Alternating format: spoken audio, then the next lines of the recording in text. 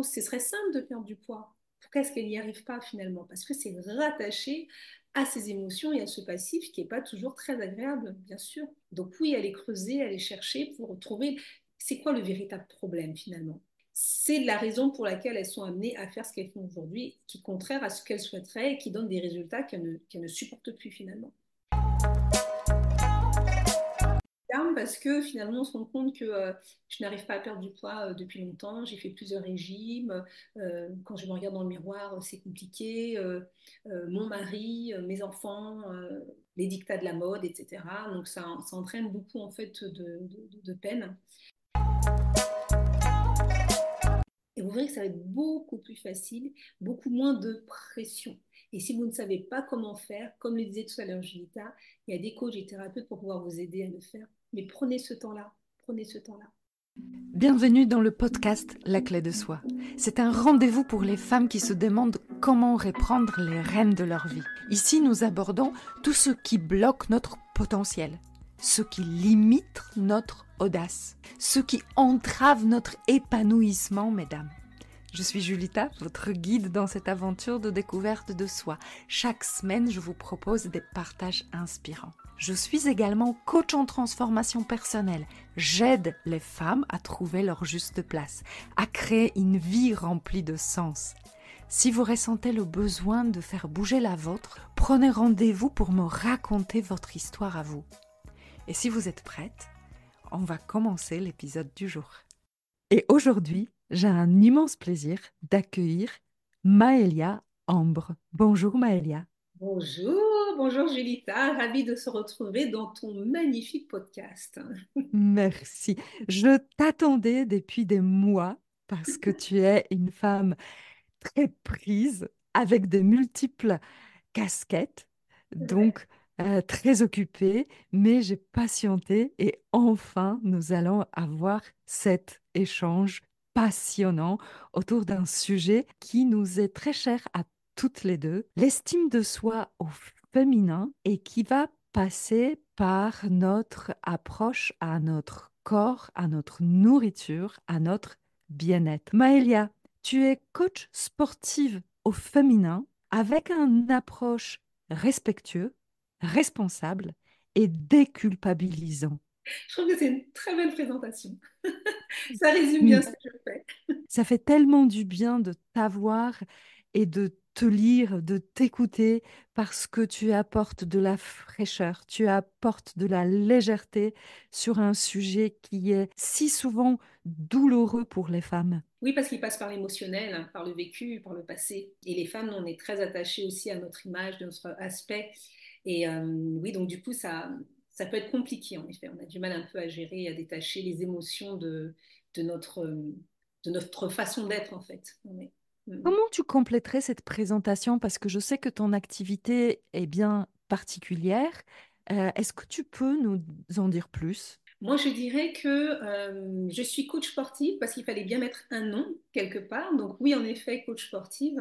Mais je dirais que comme mon approche, elle est assez holistique, finalement, on va parler du résultat. Qu'est-ce que c'est que le résultat? Ben, pour moi, c'est rayonner au féminin. J'accompagne les femmes, j'aide les femmes à rayonner au quotidien. Et finalement, ce que je vais mettre dans mon livre de recettes, eh ben, il y aura du sport, mais il y aura aussi pas mal d'autres choses finalement pour aboutir à ce résultat, à rayonner au quotidien. Rayonner au quotidien, c'est quoi? C'est être bien dans son corps et dans sa tête. C'est affirmer sa féminité avec plaisir, même légèreté, en communion. Et on ne peut pas détacher le corps du bien-être et on parle encore plus des émotions. Et comme moi en plus je m'adresse à des femmes qui ont, on va dire, beaucoup de responsabilités et de pression, forcément le stress euh, voilà, fait partie intégrante de leur vie et joue un facteur très important aussi ben, dans la façon dont elles se sentent et dans la façon dont elles gèrent leur corps et leurs émotions. Quel est le profil de femme auquel tu t'adresses? Alors, je m'adresse à des cadres, dirigeantes et à des chefs d'entreprise. Ces femmes qui, du coup, que je côtoie régulièrement. Donc, elles ont généralement, on va dire, entre 40 et 60 ans, si on peut dire. Et ce sont des femmes qui se sont occupées de leur carrière, se sont occupées de leurs enfants, et qui à un moment donné s'arrêtent et se disent waouh, en fait, et moi? Et ça, c'est quand les enfants sont un peu plus grands, voilà, quand ils deviennent Oui, un peu plus autonomes et qu'elles posent ce constat. Donc le constat, il peut être quand l'enfant a 10 ans, quand il a 15 ans, quand il a 20 ans, voire même 30 ans. Et aussi, oui. pas loin aussi, on va dire, beaucoup entre vers 55 ans par là. Là où on sent qu'il y a une véritable bascule avec la préménopause et la ménopause qui s'installent. Et là, elles se rendent compte que leur corps ne réagit plus comme avant. Elles se disent, waouh, il est temps que je fasse quelque chose. Avant qu'on rentre dans le vif du sujet avec toutes les douleurs qui sont au cœur de ce sujet, avec toutes les pensées qui nous obsèdent, nous les femmes, après 40 ans, face à nos assiettes, face à notre miroir, face à nos relations. Est-ce que tu peux nous dire qu'est-ce qu'il a fait que tu es arrivé là et que tu as cette approche-là et que tu as cette énergie et ce rayonnement? Ben, c'est toute une histoire, c'est tout un passif. En fait, lorsqu'on regarde mon histoire, ben, finalement, il y a un fil rouge. Je ne pensais pas un jour être coach sportif, en tout cas accompagner les femmes, mais finalement, il y a un fil rouge qui s'est dessiné. Je pense que ce que l'on fait aujourd'hui n'a pas de hasard, en fait, et que tout s'est construit au fur et à mesure sans finalement qu'on le sache. La maturité aidant, finalement, après, on se pose sur certaines choses. Moi, depuis l'âge de 4 ans, je fais du sport. J'avais commencé par la danse classique. Et après, bah, j'ai fait énormément de sport. On va dire, j'ai fait de l'athlétisme, j'ai fait du fond, j'ai fait de la vitesse, j'ai fait 15 ans de capoeira, j'ai fait de la contorsion, de la gym, une école de cirque chinoise. J'ai été danseuse professionnelle durant 25 ans, en danse hip-hop, en danse latine tropicale. Voilà, donc ça a vraiment marqué en fait vraiment ma vie. Donc en fait, le sport est au cœur de ma vie. C'est indispensable en fait. J'en ai besoin. Il m'aide à respirer, il m'aide à être celle que je suis. Et on parle de qualité physique et je trouve que les qualités physiques que l'on a et que l'on développe en tant que sportif sont les mêmes que l'on développe aussi, en tout cas que l'on peut développer lorsqu'on est chef d'entreprise. Donc moi, il y a déjà eu ça. Et après, il y a eu deux autres choses aussi. C'est que j'ai créé en fait une société de production de spectacles événementiels. Et c'était vraiment... ça me prenait beaucoup de temps. J'étais partie sur un petit projet qui est devenu très grand, peut-être trop grand pour moi, avec beaucoup de responsabilités, beaucoup d'employés, beaucoup de voyages, beaucoup de déplacements. Et je me souviens qu'un jour, bah, je ne me suis pas levée en fait. Je, Oui, on devait partir, je crois que c'était vers Bordeaux, quelque chose comme ça. Je ne me suis pas levée. Pendant 3 jours, je suis restée au lit. En fait, je faisais un début de burn-out, quoi. Donc oui. moi-même qui avait cette culture du sport, du corps et du bien-être, en fait, dans l'effervescence de la gestion de cette société, ben, je me suis oubliée. Et en effet, ça faisait très longtemps que je m'entraînais plus. Euh, J'étais très dynamique, donc il y avait une activité physique, mais plus vraiment sportive et régulière. Et la troisième chose, ça a été ben, un jour des amis qui m'ont demandé si je pouvais les entraîner parce qu'elles voulaient perdre un petit peu de poids, elles voulaient faire un petit peu de sport. Donc je leur ai dit oui, donc on a fait ça dans un jardin. Et puis finalement, à la fin de l'été, elles m'ont dit ben, on aimerait pendant l'année. Donc j'aurais trouvé une petite salle où on payait une petite somme pour leur faire du sport pendant l'année. Et puis finalement, l'année d'après, c'est devenu carrément une association avec un nom, avec un objectif. Un cours que j'ai appelé Fitness Dance Gospel, que pour les femmes. Et là, pendant 1h30, en fait, j'ai aidé ces femmes à prendre soin d'elles, à penser différemment. Il y avait du développement personnel. Enfin bref, c'est parti sur un truc énorme. Et là, en septembre, ce sera la 8e année de ce cours. Et l'autre élément déclencheur, ça a été quand, au bout de 4 ans, quand j'ai donné ce cours et que je voyais la transformation qu'il y avait chez les femmes, moi, j'avais jamais fait de fitness auparavant. Le fitness, c'est encore autre chose. Oui. Et donc, je me suis dit, ben non, mais il faut que je les aide, il faut que ça devienne professionnel, ce truc, plutôt qu'une association. Donc, je suis partie me former. Donc, j'ai passé 2 diplômes, un en cours collectif de fitness et un autre en haltérophilie musculation. Et à ce moment-là, j'avais 47 ans. Donc, Oui. je me suis retrouvée avec nos petits jeunes de 18, 20 ans, 25, et j'étais là à 47 ans en train de soulever des barres en haltérophilie. Enfin, c'était assez rigolo. Ça a été difficile aussi physiquement parce que j'ai dû me réentraîner, repartir, faire de l'athlé. Enfin, ça a été quelque chose. Et puis à la fin, finalement, quand j'ai eu mes diplômes, je me suis dit, bah, finalement, il y a ce besoin, oui, en groupe, mais aussi ce besoin individuel. Et qui ça a été mes premières clientes? J'ai même pas été les chercher. Ce sont des femmes chefs d'entreprise qui sont venues naturellement vers moi et que je ne connaissais même pas. Et donc, du coup, j'ai développé une clientèle de femmes chefs d'entreprise. Et finalement, c'est là où je te dis qu'il y a un fil conducteur que, pour nous, qui semble invisible, mais qui est tracé, on va dire, dans l'univers, c'est que tout ça pour ça, quoi. Mon expérience de chef d'entreprise, mon expérience de Oui. femme de femme sportive, mon expérience en tant que femme, vie de couple, maman, toutes les émotions, le corps qui change, parce que 30 ans, 40 ans, aujourd'hui, là, cette année, je vais avoir 52 ans, le corps aussi, il est différent. Ben, tout ça, en fait, ça m'aide à pouvoir accompagner ces femmes. Donc, en effet, il y a eu plusieurs éléments qui ont permis de m'amener, en fait, à faire ce métier. Mm. J'amène là juste une parenthèse parce que nous sommes sur le podcast, donc on a juste l'audio et on ne voit pas Maëlia à mon grande dame, mais j'invite tout le monde d'aller voir ses réseaux sociaux, donc soit le profil Instagram, soit le profil LinkedIn et voir cette femme belle, rayonnante, souriante, avec un physique incroyable.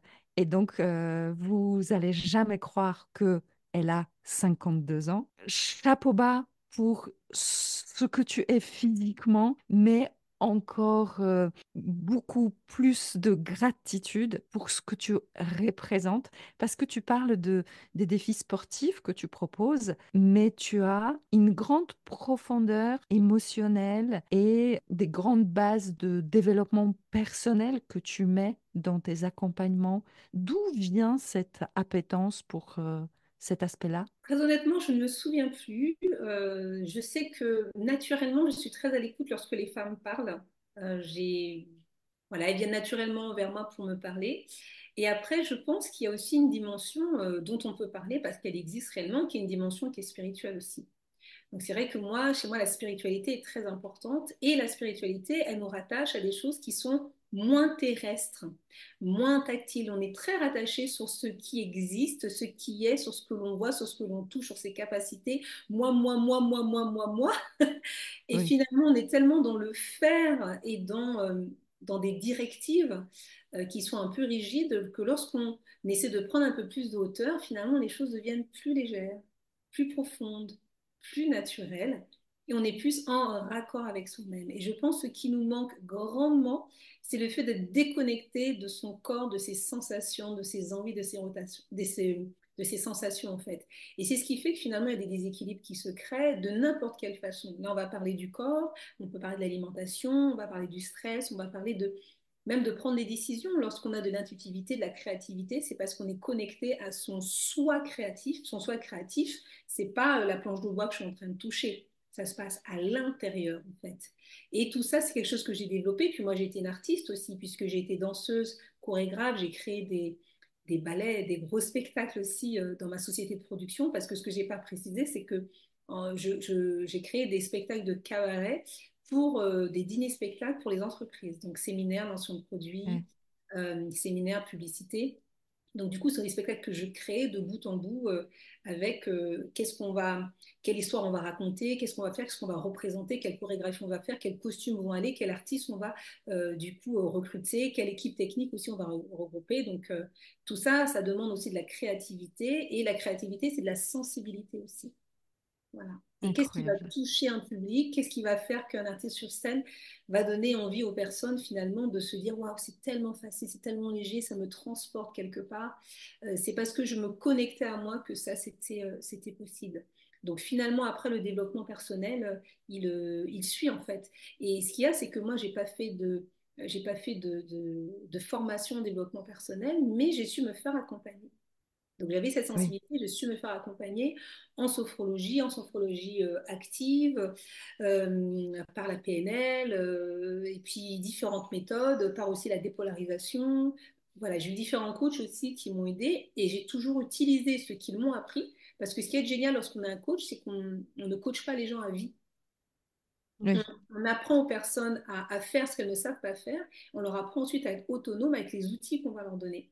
Donc moi, forte de leurs outils, j'ai pu les utiliser, continuer à les utiliser pour moi et surtout auprès des personnes que j'accompagne. Et les résultats sont beaux en fait. Tu parlais de l'importance dans ton approche de la spiritualité et l'aspect de déconnexion de soi que ça peut apporter. Je considère que pour pouvoir se déconnecter d'une manière bénéfique, il faut d'abord prendre conscience qu'est-ce qu'on est, par quoi on est régné, dans quel système on fonctionne pour pouvoir se déconnecter ou plutôt dézoomer de ce système-là et se détacher. Mais cette première étape de prendre conscience de ce qu'on est, de nos douleurs, de nos blocages, de notre fonctionnement parfois automatique, c'est un travail. Et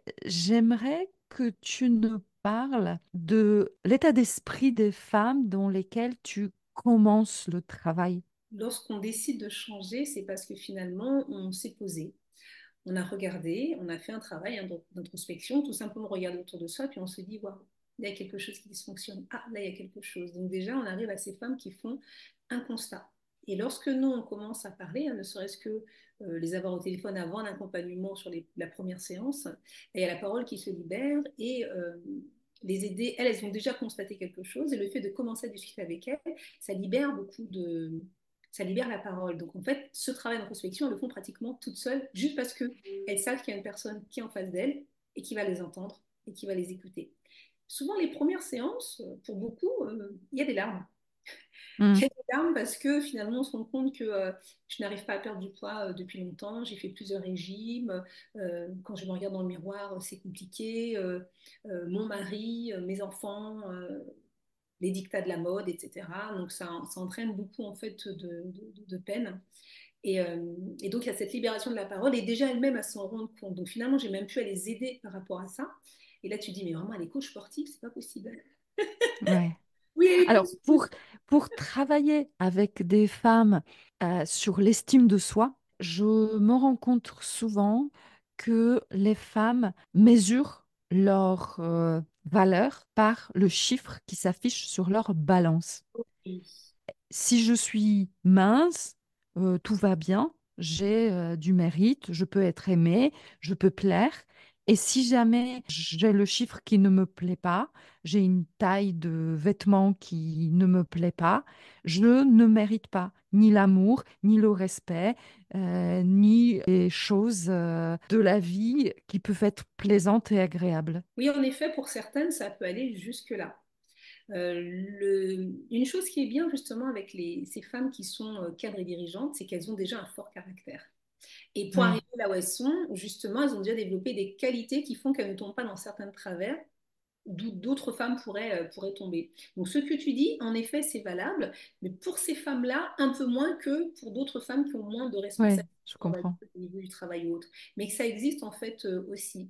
Alors, il y a beaucoup de raisons en fait qui vont les amener à faire ça, mais lorsqu'on regarde, c'est vraiment un chemin de vie et beaucoup de regards extérieurs. Parce que finalement, si on se regarde soi-même et si on est connecté sur soi-même, finalement, il n'y a pas de tant de gros problèmes que ça.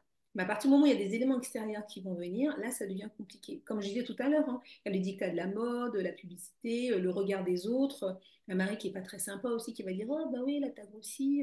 Enfin, il ne se rend pas compte que mais c'est difficile pour une femme à entendre et c'est pas en lui disant de cette façon-là qu'elle va se dire bah non, j'ai changé. Bah, généralement, ça va lui faire mal. Ça va Mm. lui faire mal parce que ça va toucher en fait un point, une corde en fait qui est sensible ou que d'autres personnes en fait vont lui dire. Oui, le chiffre sur la balance, pour elle, c'est important. Donc moi, c'est très simple, on ne se pèse pas ou très peu. Il y a des personnes qui se pèsent tous les jours. Donc du coup, la Mm. balance va finir par prendre un peu la poussière. Et en fait, ça va être tous les 15 jours ou tous les mois. Il y en a même pour certaines, avant même que je le dise, mais quand on est en train de discuter, il y a quelque chose qui se fait en fait au fur et à mesure de la discussion. Et il y en a qui me disent, je ne me pèserai plus. Et là, je suis Ouais. super contente. On arrive en fait à ça parce que elles ont bien compris que c'est plus possible. Elles sont trop rattachées en fait au chiffre qu'il y a sur la balance et de toute façon, elles ont déjà essayé multiples et multiples régimes. Elles ont tout le temps repris du poids. Donc elles savent que bah, finalement cette balance, elle est traître quelque part. Elle n'est pas leur alliée. Et pour celles qui se pèsent tous les jours, et bah, du coup leur dire que bah, non, tu n'as plus de peser tous les jours. On va commencer par une fois par semaine, ensuite tous les 15 jours. Bah, finalement, elles lâchent prise. Et en Ouais. effet, c'est comme si elles attendaient qu'on leur donne la permission de ne plus le faire. Parce qu'elles étaient dans un système qui finalement leur convenait plus, mais c'était trop fort pour elles et elles continuaient à le faire encore et encore et encore et encore. Et quelque part, quelqu'un vient leur dire, mais tu as le droit de ne plus le faire en fait. Tout va bien. Et là, elles Ouais. acceptent tout. Toutes. Donc, ton accompagnement, il passe par un rééquilibrage alimentaire, Oui. par une pratique d'activité physique Et j'aimerais qu'on en parle parce que je vois souvent des manifestes de dire que ce n'est pas parce qu'on fait plus de sport qu'on maigrit plus vite, mieux ou qu'on est en meilleure Absolument. santé. Ah oui, absolument. Ah oui, le sport ne fait pas maigrir. Ouh, mais qu'est-ce qu'elle dit? Elle est coach sportive. C'est pas possible. Ah, mais non, qu'est-ce qu'on me raconte? On m'a jamais dit ça.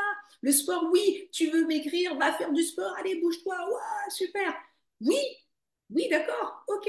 Alors, si on regarde réellement les chiffres, je suis en surpoids et je vais aller faire du sport. Ok, je vais perdre, allez, 2, 3, peut-être 4 kilos. Et ces 2, 3, 4 kilos, qu'est-ce que ça va être? À quoi ça va correspondre? Et bien, en fait, à une mise en activité de notre corps. Donc, notre corps va réagir parce qu'on va aller le choquer. Il n'a pas l'habitude. Donc, comme il a un petit choc, il réagit. Oh là là, qu'est-ce qui se passe? Oups là, oh, je me remets à bouger. Donc, en fait, j'ai commencé à perdre un petit peu. Donc, soit je vais perdre un peu d'eau parce que j'ai de la rétention d'eau. Parce que le poids, qu'est-ce que c'est? Ben, c'est une masse osseuse qui, elle, ne bougera jamais. C'est une masse musculaire.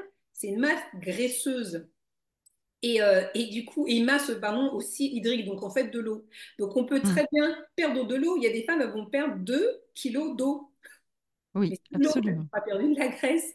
Et si elles faisaient de la rétention d'eau, le fait de commencer à bouger, à se réhydrater, à bouger, à réactiver la circulation sanguine, eh ben, vont faire qu'elles vont perdre en fait de l'eau. Elles n'auront pas perdu de graisse. Allez, on va perdre un petit peu de graisse, on va dire. Mais globalement, ça va un peu s'arrêter là. Si on ne change pas son alimentation, on ne peut pas maigrir. Je comprends très bien et je suis d'accord que le sport ne fait pas maigrir. Mais je ajoute très rapidement, en général, que le sport fait du bien. Et quand on est dans une recherche de perte de poids, faisons une activité physique. Très important, c'est qu'elle nous plaise. Peu importe que ce soit la marche, la danse, du yoga, du crossfit, ce qui vous plaît, parce que le sport a d'autres bienfaits. Il est pratiquement le seul à pouvoir nous procurer. Est-ce que tu veux bien nous énumérer tous les bienfaits d'une activité physique? Bien sûr. Et avant ça, je vais juste rajouter quelque chose à ce que j'ai dit auparavant. Euh, Globalement, je dis le sport ne fait pas maigrir, mais je balance un pavé dans la mare, on est d'accord. Bien Mais il sûr. contribue à la perte de poids. Donc, Hmm. en fait, il est indissociable du fait d'avoir une alimentation équilibrée. Parce que vous pouvez très bien ne pas faire de sport et vous mettre en fait, faire rééquilibrer votre alimentation, vous allez perdre du poids, mais qu'est-ce qui va se passer aussi? Bah, c'est du coup, bah, vous allez un peu vous ramollir, vous allez un peu vous relâcher, Oui. cette peau qui va être distendue, et puis Perdre votre de l'énergie, hein? perte d'énergie, enfin, je veux dire, il y a, même dans la posture aussi, ne plus bien se tenir, etc. Donc le sport va vous aider à vous maintenir du coup en bonne forme, faire en sorte que la peau se relâche pas trop, va vous donner, et puis toutes les vertus justement qu'on va voir derrière. Mais qu'est-ce que j'allais dire d'autre? Voilà, le sport c'est un travail d'équipe. Alimentation et sport, pas que sport ou que alimentation. C'est vraiment un travail d'équipe. Et ce que l'on veut, c'est être bien dans sa vie, être bien dans sa peau. Donc en fait, on va mettre plusieurs choses en fait, en, en- comme ce livre de recettes, on va mettre plusieurs ingrédients dedans pour pouvoir arriver au résultat qui est je veux maigrir, mais je veux pas seulement maigrir, je veux être belle aussi. Oui, Si je veux être belle, je fais du sport pour tonifier ma peau, pour tonifier mes muscles, pour dessiner mon corps, pour le sculpter, pour avoir un regain d'énergie et puis et toutes ces choses-là dont on va parler derrière. Donc voilà, c'est quand même un indispensable. Mais pour les gens qui ne veulent pas faire de sport, ils peuvent très bien maigrir. Mais moi, j'en connais qui ne font pas de sport et qui maigrissent. Ben, le corps, il n'est pas très beau et très harmonieux. oui. Voilà, c'est ça. Et sinon, par rapport aux vertus du sport, oh là là, il y en a tellement. Euh, Dia, c'est vrai qu'on a un regain d'énergie incroyable. Et moi, c'est ce que je mets en premier. Vous voulez gagner en énergie, faites du sport.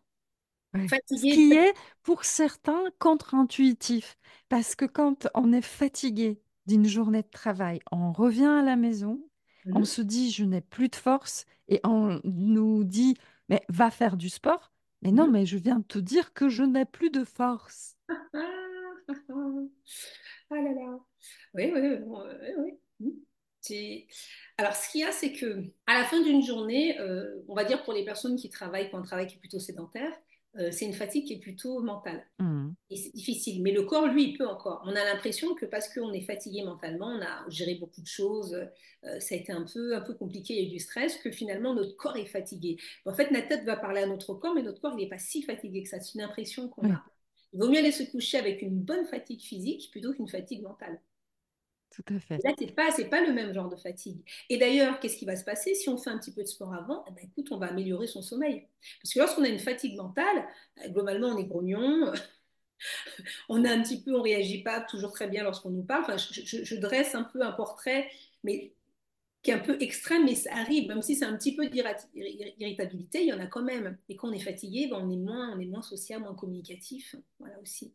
Et aussi, on a apparemment des pensées qui tournent en boucle, hein. Ce truc qui s'est pas Mm. terminé, ce truc qui a été compliqué, etc. Alors que justement, le sport, il va vous aider en fait à bien dormir. Et toutes ces pensées-là qui tournent un peu en boucle, on va un petit peu les arrêter. Donc oui, oui, il y a ces vertus-là.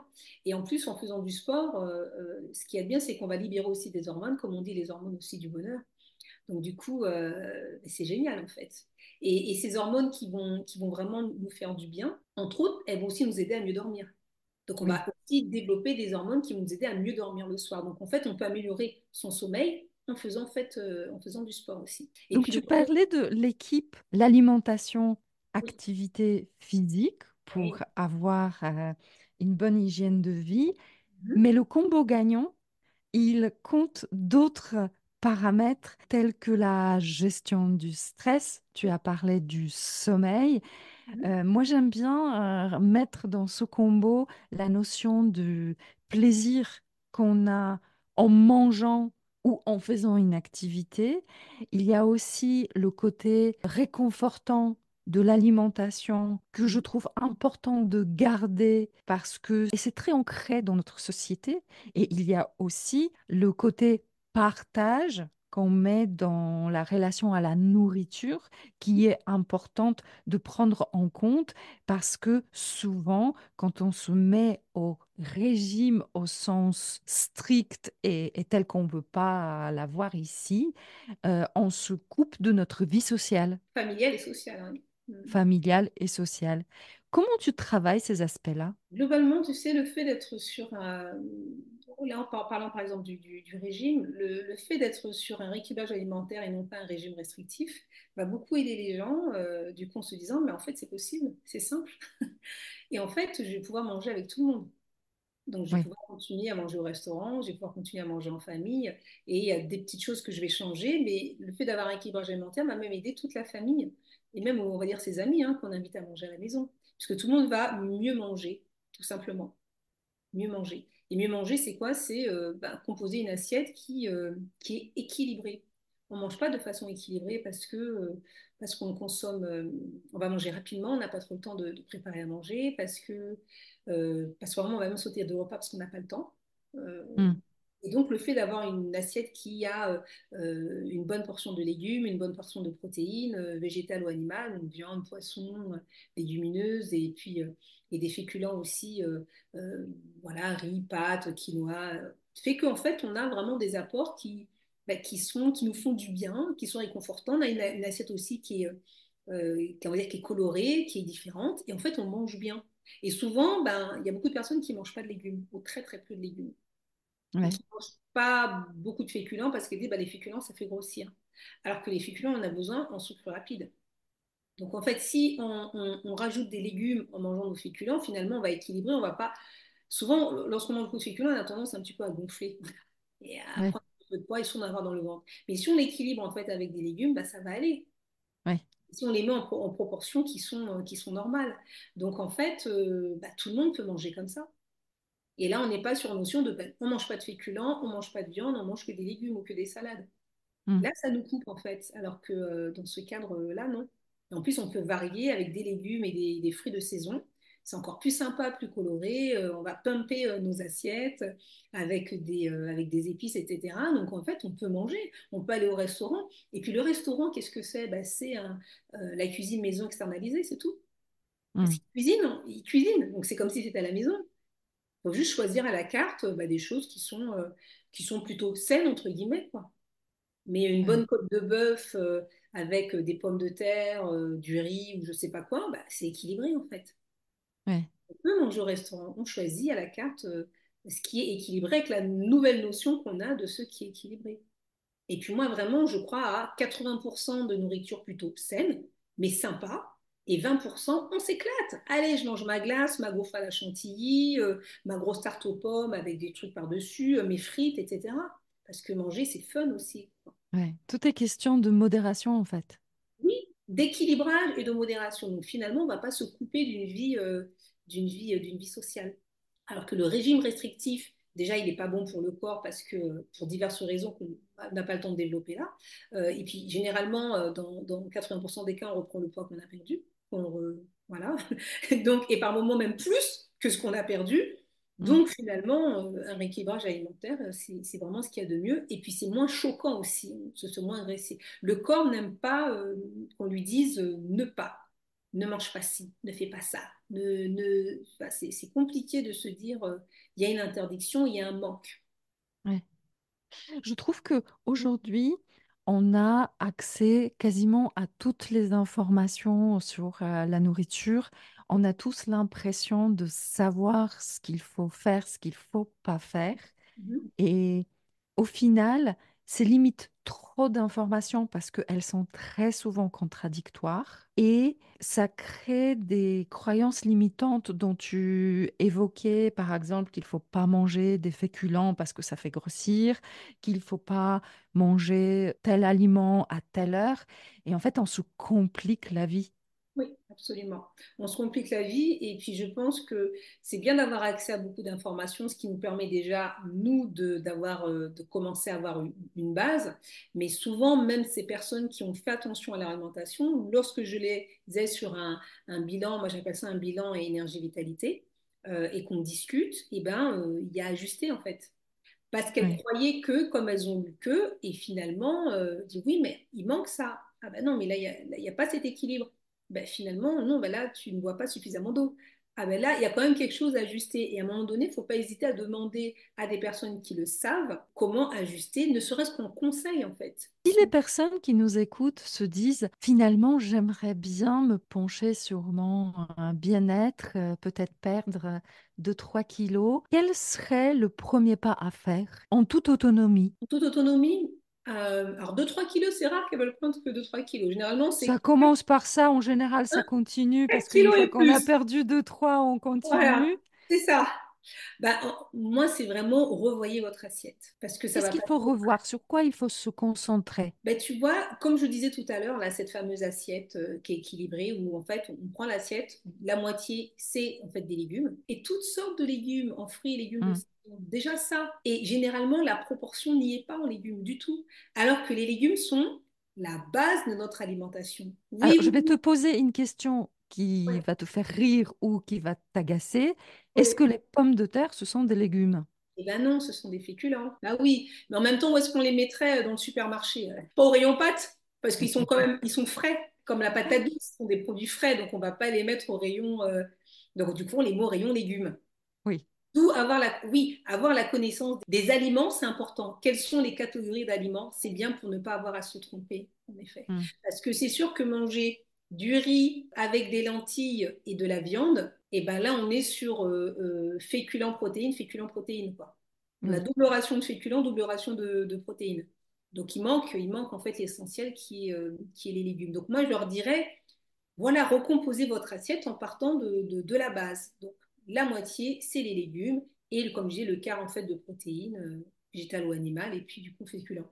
Elles repartent là-dessus, elles sont bien. La deuxième chose que je leur dirais, manger à satiété. Souvent, vous ne mangez pas à satiété. Si on se reconnecte à son corps et à ses envies, lorsque je n'ai plus faim, j'ai plus faim. Donc, je m'arrête. Pourquoi finir mon assiette? Et pourquoi finir l'assiette des enfants? Vous n'êtes pas la poubelle de Hmm. vos enfants. Voilà, donc on met dans une boîte, on met dans un tupperware, réfrigérateur, et ça va resservir. Et ça va être sympa parce qu'après, on aura plein de petites choses à les piocher parce qu'on aura des petites quantités et c'est sympa. Un peu à la japonaise, moi j'aime bien manger comme ça ou à la chinoise, avoir le choix dans plein de petits bols avec différents aliments. Puis c'est tellement plus fun aussi. Ouais. Donc moi, je leur dirais déjà cette chose-là. Et puis aller pratiquer une activité qui est Hmm. cardio, qui dure aller au minimum 40 minutes parce que c'est à partir de 40 minutes qu'on va un peu taper dans les graisses si vous avez de la graisse à perdre sur du Alors, cardio. qu'est-ce que tu dis aux femmes qui disent, moi, je ne peux pas faire de la cardio de 40 minutes, je n'en suis pas capable. Est-ce que ça veut dire que 20 minutes, c'est pas la peine? Non, ça veut dire que step by step, pas après pas, si je ne peux pas faire de cardio, alors qu'est-ce qu'on entend par cardio? Tout à l'heure, tu avais cité en fait pas mal de sports aussi. Aller marcher, c'est déjà du cardio. Et souvent, Mm. les femmes qui sont en surpoids, donc qui doivent faire attention à leurs articulations, notamment aux genoux, donc ne pas faire de saut, ben, elles ne vont pas aller courir ou faire de la corde à sauter. Et donc, en fait, aller marcher, c'est très bien parce que c'est cardio. Marcher à une vitesse quand même, je marche pour aller quelque part. Pas non pas je marche en visitant, mais du coup avec quand même une petite allure qui correspond à 5, voire 5,5 km/h, par exemple. Et Donc en d'un fait, pas vif. voilà, d'un pas vif qui va quelque part. Au départ, bah, si on n'a pas l'habitude, c'est pas évident, donc on va faire ça 15 minutes. Et puis après, on va rajouter 5 minutes et encore 5 pour arriver à 15, à 20, à 30. Et après, 40, on va y aller progressivement en s'écoutant et non pas se trouver dès la première fois Est-ce que le vélo de l'appartement, c'est du cardio? bien, absolument. C'est du cardio. L'elliptique, c'est du cardio. Le rameur, mais bon, le rameur, après, c'est un niveau plus élevé, on va dire, c'est le dernier exercice enfin, matériel qui lui. Voilà, une fois qu'on a fait tout cela, on termine par le rameur, parce que c'est quand même physique, ça engage les jambes, les bras, et donc c'est physique et cardio. Voilà. Mais on va dire, oui, les vectibles, le pédalo aussi, tout ça, si on va dans une salle de sport sur le plateau en fait, de cardio, on va avoir différents enfin, matériels, on va dire, et là, on peut aller de l'un à l'autre sans aucun problème. L'elliptique, c'est pas mal aussi parce qu'il utilise les bras. Et si on utilise les bras, on dépense plus d'énergie, on brûle plus de calories. Mm. Donc ça, c'est Moi, intéressant. j'ajouterais que choisissez vraiment celui qui vous plaît et Oui, l'activité qui est facile à caler dans votre journée. oui, Parce que si je suis pas du matin et je me dis que je vais courir ou je vais marcher tous les matins à 6 heures du matin, on tiendra pas longtemps. bah, Mais c'est si je me dis que je vais marcher pendant que mon enfant fait du foot, mm, ça va être beaucoup plus propice à durer. absolument. Et là, on parle vraiment de l'agenda parce que à partir du moment où on a décidé d'aller faire une activité physique, alors en cardio, je parlais de ça, mais il y a encore d'autres activités cardio, hein. La danse, c'est du cardio. Mm, Il y a vraiment pas mal d'activités. Donc, c'est vrai, le sport, c'est plaisir. Donc, on va trouver l'activité qui nous plaît. Mais après, il faut savoir, en effet, la glisser dans l'agenda. Et ça, toujours me reconnecter à mon corps, mes envies, mes sensations. Si je ne suis pas du matin, je ne suis pas du matin. Ça ne sert à rien mm, parce que la copine qui veut faire du sport avec moi, elle est du matin. Oui, mais pas moi. Donc, en fait, mm. je ne vais pas faire de sport avec elle. Mais moi, si je Ouais. suis du midi, je ferai du midi. Je suis du soir, je suis du soir. Et je vais m'écouter absolument là-dessus. Parce que le sport, finalement, va venir se glisser dans l'agenda comme je pars au travail, comme j'ai rendez-vous chez le médecin, chez le dentiste, on l'écrit dans son agenda parce que c'est un rendez-vous aujourd'hui. Ça devient un rendez-vous. Il a sa couleur, il est écrit dans l'agenda. Donc quand je regarde mon agenda le matin, je sais que à telle heure j'ai sport en fait. Alors que si Oui. je l'ai pas mis, ben, par moment il aura tendance aussi à pas se réaliser parce que Ouais. je ferai quand je voudrais. Ben, quand je voudrais, ça se décide tout seul. Ça se réalise pas toujours. Moi, je sais que ce qui me motive, bon, moi, j'aime beaucoup l'activité sportive, donc ça n'a jamais été un grand sujet de procrastination chez moi. Mais malgré tout, j'ai mes coups de mou. Oui. Et je me suis inscrite dans une salle que je salue, le CrossFit de Senlis dans l'Oise, où on réserve sa place et il y a un appel au début de chaque cours parce que c'est des cours avec des coachs. Et donc, c'est très motivant pour moi parce que j'ai le grand respect pour l'emploi du temps, le mien et les autres. Donc, comme tu dis, c'est inscrit dans mon agenda et je sais que je me suis engagée. Et si je viens pas, je vais décevoir les personnes. Et en plus, j'ai pris la place parce que le nombre de places est limité par cours. J'ai pris la place que peut-être quelqu'un d'autre aurait pu prendre. Absolument. Donc, ce Absolument. genre d'engagement, ça marche pas mal. Tu as dit pas mal de choses par quoi commencer. Je voulais ajouter une qui me tient à cœur, c'est de se poser la question, est-ce que quand je ressens la faim, de vérifier est-ce que c'est réellement la faim ou est-ce que c'est une envie de manger qui est peut-être émotionnelle? Absolument. Absolument. Comment tu fais la différence entre les deux? Demain, je leur dis, prenez un verre d'eau. Si En quoi après le ça va, verre d'eau, en quoi ça va nous aider de prendre un verre d'eau? et ben, lorsqu'on aura pris ce verre d'eau, si on a toujours faim, ben, c'est qu'on avait faim. Et si finalement on n'a plus faim, c'est que non, on n'avait pas faim. C'était plutôt une envie d'aller manger quelque chose, de noter quelque chose, qu'on est passé devant le collègue qui, sur le fameux collègue, là, quand même, ou la fameuse collègue qui, sur sa table, a toujours des petits gâteaux, elle a un bol rempli de bonbons, là. On les a vus tout à l'heure, puis hop, ça nous donnait envie. Voilà, on est passé devant la machine où il y avait des barres, oh là là, ça nous donnait en fait envie. Donc, non, le verre d'eau, il peut vraiment aider à ça. D'ailleurs, le Mais ça verre peut être une émotion plus personnelle, plus profonde. Ça peut être par exemple la tristesse qu'on a envie de cacher sous la nourriture, la colère. Ça peut être l'ennui aussi. on vient se remplir, en fait, parce qu'on a un vide. Oui, Et ce qu'il y a d'intéressant, c'est si vraiment on a réussi à mettre le doigt dessus, là-dessus, c'est pas l'alimentation qui va le dire, ça va être plus déjà aller gérer ce problème. S'il y a quelque chose qui ne fonctionne pas, si on est rattaché à une émotion passée qui fait qu'on va se réfugier sur la nourriture, est-ce que par moment, le surpoids aussi, c'est une carapace pour se protéger d'attaques, d'agressions qu'on a pu avoir sur son corps, hein. Il y a des femmes qui ont vécu des choses qui ne sont pas toujours évidentes. Et du coup, on va avoir un rapport à la nourriture, on va beaucoup manger pour bien être enveloppé et être protégé.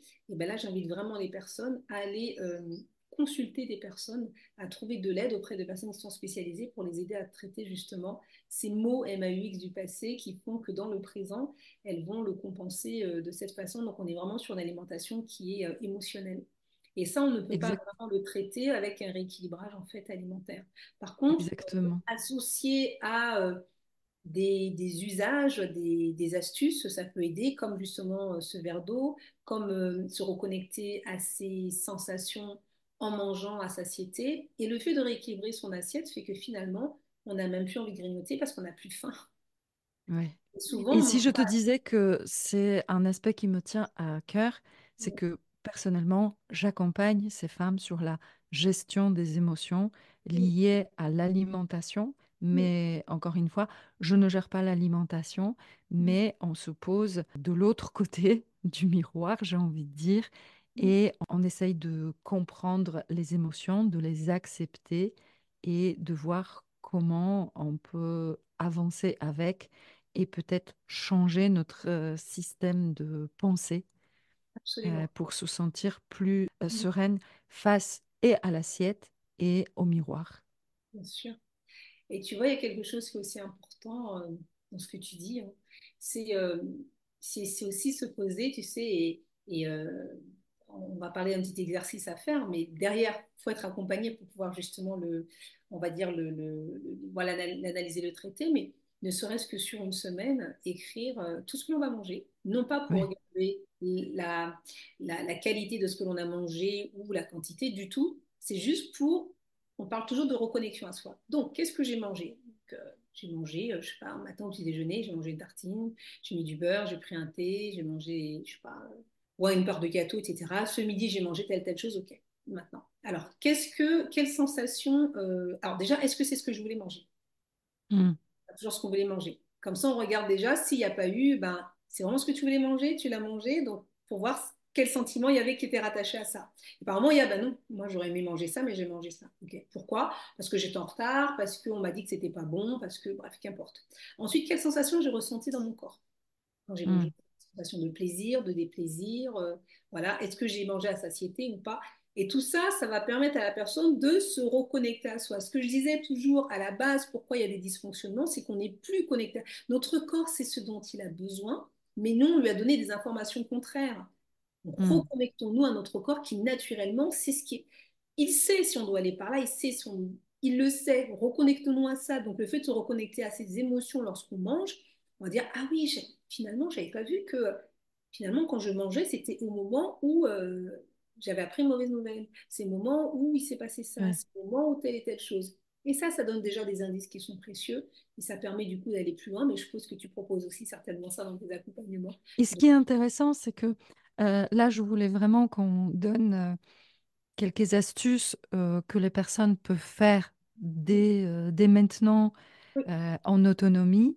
Mhm. Mais l'étape suivante, c'est effectivement d'aller consulter, de Bien sûr. trouver un coach, Mhm. un thérapeute, un accompagnement et voir de ce que j'ai besoin le plus. Et encore une fois, il y a des personnes qui vont dire, moi j'ai surtout besoin de l'action, de voir ce que je mets dans mon assiette, de voir quelle activité physique je peux faire et comment je peux me motiver pour durer dans le temps.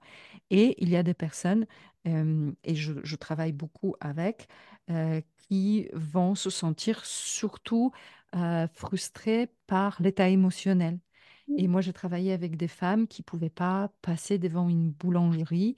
Je me souviens d'une cliente qui avait des goûters absolument gargantuesques et on a travaillé dessus. Et en fait, au-dessous, il y avait un traumatisme de l'enfance parce que quand elle était petite, ses parents n'avaient pas de moyens de, de lui offrir le goûter de ses rêves. En tout cas, c'était le souvenir qu'elle a gardé. Et donc, pour elle, être heureuse signifiait de s'offrir quotidiennement un magnifique goûter qui prenait des proportions vraiment démesurées. Et au moment où on a repéré cette corrélation-là entre la nourriture, ses pensées, ses souvenirs, ses émotions, le travail s'est fait en 3 semaines. Wow. Mais ce genre de recherche, ce genre d'analyse se fait en accompagnement parce que il faut accepter d'aller vers des émotions, des souvenirs qui ne sont pas confortables. Bien sûr. Mais c'est sûr, hein. Et tu vois, quand je te parlais de certaines femmes qui ont début d'accompagnement, lorsqu'en fait on regardait finalement quelles sont leurs envies, quels sont leurs objectifs, qu'est-ce qu'elles ben, souvent il y a des larmes en fait je te disais, qui coulent. Et on est là-dessus en fait parce qu'on va réveiller Oui, en fait des douleurs. Ces fameux mots là, c'est bien sûr que sinon ce serait simple de perdre du poids. Pourquoi est-ce qu'elle n'y arrive pas finalement? Parce que c'est rattaché à ces émotions et à ce passif qui n'est pas toujours très agréable, bien sûr.